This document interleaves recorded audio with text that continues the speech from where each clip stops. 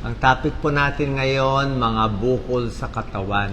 Okay? Kailangan aware tayong lahat dito kasi hindi natin alam, bigla-bigla na lang baka may bukol na lumabas. Kaya dapat sine-check, pwedeng sa leeg, sa dibdib, sa paa, sa katawan. Mahirap po. Kasi oras na may bukol, ang kinakatakot natin dito, cancer. May bukol na benign, ibig sabihin hindi masama.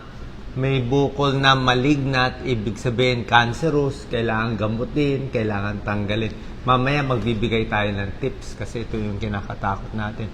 Gusto ko to gawing topic kasi nakita ko sa kababayan natin, ito yung talagang nakakaligtas ng buhay. Pag nakuha mo ng maaga yung cancer, palagay natin breast cancer o thyroid cancer, nakuha mo maaga, natanggal natin, normal na yung buhay ng tao. Pero parang ganito, pag ganito palang kaliit ang bukol, parang Holland pa lang, pwedeng masama na yan. So habang maliit pa, magandang matanggal na bago siya kumalat. May ibang kababayan natin, nakikita ko, hihintayin kasing laki ng tennis ball bago tatanggalin. Kung ganito na kalaki, nagsusugat-sugat na yan, magnanana na. So, kakalat na sa buong katawan yung cancer, hindi na natin mahabol. Kasi kumakalat itong cancer na to. So, yun ang mga babantayan natin. So, general terms muna. Kailan inooperahan? Siyempre, pag cancerous, mas ooperahan siya. Pag hindi cancerous, pwedeng hindi operahan. Yung iba naman, tinatanggal dahil malaki, nakaka-istorbo. Nakaka-istorbo yung bukol, baka hindi makaihi, o doon sa may kidney, o meron siyang tinatamaan ibang organo. So, yun din, tinatanggal. Depende rin sa laki at gaano kabilis lumaki, yung mga nunal.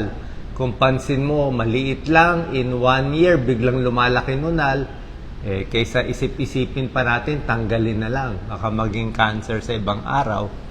Tapos yun na nga, kung nakabara, kung may komplikasyon, palagay natin, mga ovarian cyst. Sa ovary, kahit cyst yan, minsan pumuputok Kahit hindi siya cancer, may danger mag-rupture, so inuunahan na.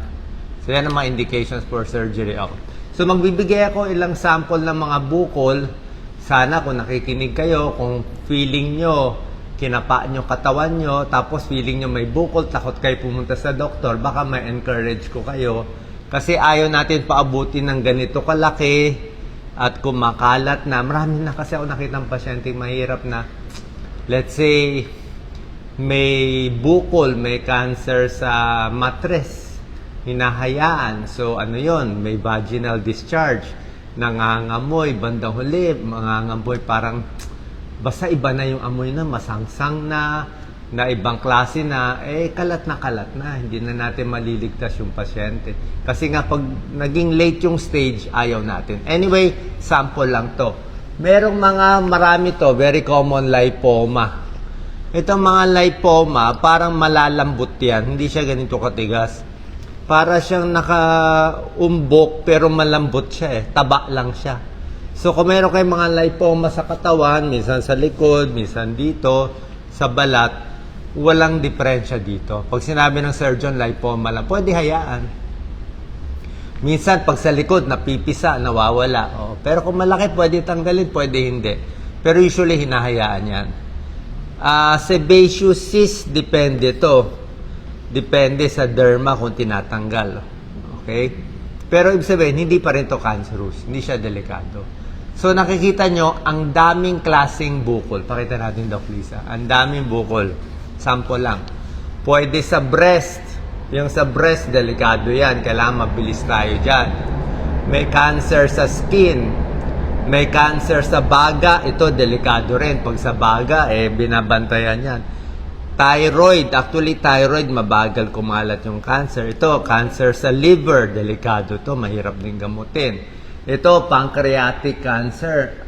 Usually, very deadly pancreatic cancer. Steve Jobs, Patrick Swayze, bigla-bigla na lang itong pancreatic cancer. Walang sintomas Mahirap ma-detect. Kidney cancer, usually na-operahan yan makukuha yan. Uterus sa matres, cervical cancer, very common sa babae. Merong mga ovarian cyst, ovarian cancer, prostate, common sa lalaki. Yan ang binabantayan. Pag babae, takot sa breast cancer, lalaki, takot sa prostate. Marami pang mga iba, may colon, may brain, atras mo na Lisa, may bone, meron ding mga cancer sa balat, sa hita, mga sarcoma. Tapos meron din sa kulani, may cancer sa kulani, mga Hodgkin's lymphoma. So, iba't iba. Sa Japan, stomach cancer, may bladder. Ito sa lalaki, testicular cancer. Sa itlog ng lalaki. Kaya, kinakapa din ng... Kung ang babae, kinakapa ang breast, ang lalaki, kinakapa yung itlog nila, yung balls nila. Kasi pag merong bilog-bilog na parang munggo na matigas, hindi po normal yon. Common din yan. Meron din cancer dito sa laway. Dito, may matigas. Basta ayaw mo siyang matigas. Okay? Ito very common, thyroid mass. Pwedeng goiter lang, nagagamot, pero pwedeng cancer pag matigas. Ang maganda lang sa thyroid cancer at prostate cancer, ang maganda dito, mabagal siya kumalat. Thyroid and prostate, mabagal kumalat, usually ilang years, may time ka pa maghabol. Makakahabol pa tayo. May oras pa. Sabi nga nila, kung talagang mapipili ang cancer, walang choice. Ito, mabagal-bagal, makahabol. Pag natanggal mo, usually, ligtas na for life. Cervical bukol sa leeg. Marami kulani. Ito, pakita natin. Pwede sa tuberculosis, maraming may TB, may infection sa tenga, sa ulo, nagkukulani yan, hindi yan cancer. Sipon, sore throat, tonsillitis, nagkakakulani. Pero, meron ding cancer dyan. Lalo na pag galing sa laway. Sabi ko nga, mga cervical, meron dito sa salivary gland. Pero usually, matigas yun. Nandito. So, basta matigas, ayaw natin yung matigas. Gusto natin malambot siya. Kaya pa-check nyo na maaga. Kasi mabilis lang to operahan. Kung may PhilHealth sa government hospital, kayang-kaya to. Kayang-kaya to. Hindi siya sobra mahal. O, konti lang gagastusin nyo. Pag nakahingi pa kayo ng tulong sa mayor nyo o sa politiko nyo, kamag-anak nyo, makakaya siya.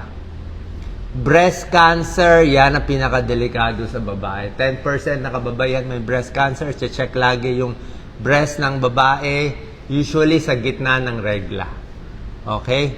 Maraming bukol, parang ito, yung kilikili. Bukod sa breast, sinecheck yung kilikili. Kasi kung may cancer dito, kung masama siya, kakalat siya sa kilikili. So, katulad niya, may mga bukol. Kailangan malaman yan. Pero itong mga sugat-sugat, pwedeng pimple lang, kakahila ng buhok sa kilikili, pero hindi mo masabi kung kahit ganito kaliliit, ayaw natin. Lymph node sa kilikili, kailangan ma-check agad yan.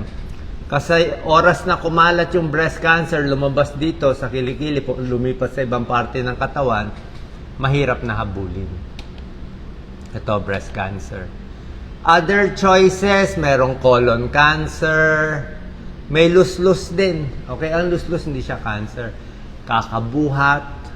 Yan, no? Minsan may lumalabas pag umuubo, para may umuumbok sa may singit, sa may balls ng lalaki, minsan sa may tiyan. Yan, no? Lumalabas yung bituka. Delikado rin ang luslus kasi, pag lumabas yan, pwede maipit. So, merong opera dito, tinatapalan. Nilalagyan ng bagong tapal dito para hindi lumabas.